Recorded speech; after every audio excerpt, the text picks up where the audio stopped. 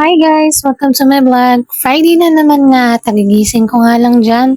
Gising na nga rin yung mga bata at nanonood na nga ng TV. Kumilos na nga rin ako dyan dahil nga nagsabi si Allen na parang may kabag daw yung tiyan niya. Una ko ang ginawa dyan na pinakuluan ko nga tong guyabanong iniinom ko dahil parang nga painumin ko rin siya. Hindi na nga ako nagkakape at madalas ito na lang ang iniinom ko.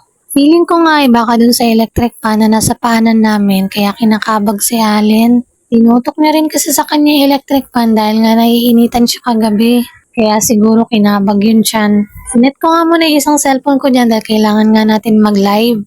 Extra income ba?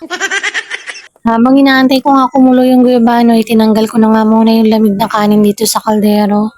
Siya nga pala, tatlo nga lang kami ngayon dito sa bahay dahil nga nasa service na naman si Daddy. Nasa Sambales nga siya overnight. Gagabihin na rin siguro sila kasi nagsabi nga daw na maliliit daw yung magsusundo ng bangka dun sa mga nag-island hopping. Sana all na lang talaga nakapag-island hopping.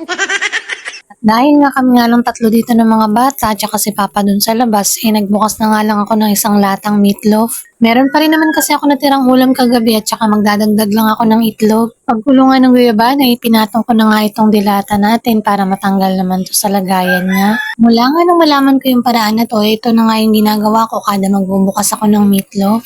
Dati nga nung hindi ko pa alam yung paraan na to, kinukutsara ko nga lang yung meatloaf. Kaso nga lang nasisira nga yung laman nito. Umangat na nga yan at inalis ko na nga rin dito sa kalan. Nilagay ko nga yan sa sangkalan at tinanggal ko na rin sa lata. Iniwa ko lang yan ng katamtaman dahil ilan lang naman kami at saka hindi naman din ako mahilig dyan. Nagsaing na rin nga ako ng hanggang pang tanghalian dyan kaya kung papansin nyo marami yung kanin ko.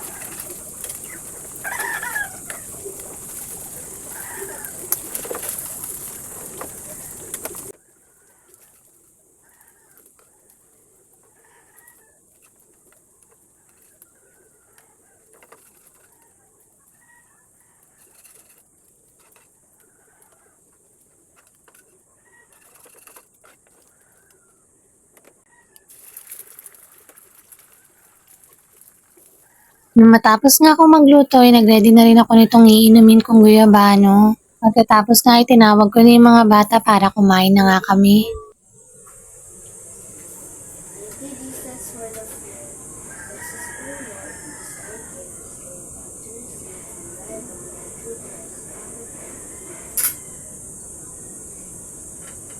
After nga mag-pray ni Allen, kumain na rin nga kami.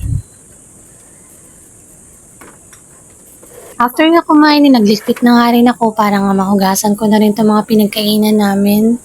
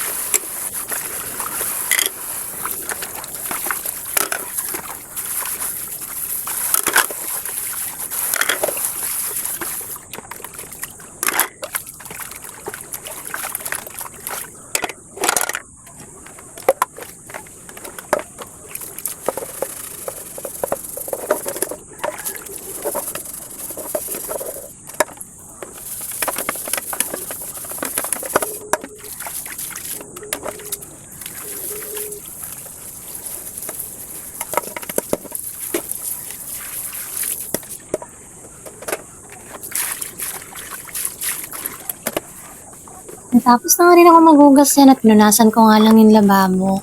At yun lang muna for today's video. Salamat sa panonood.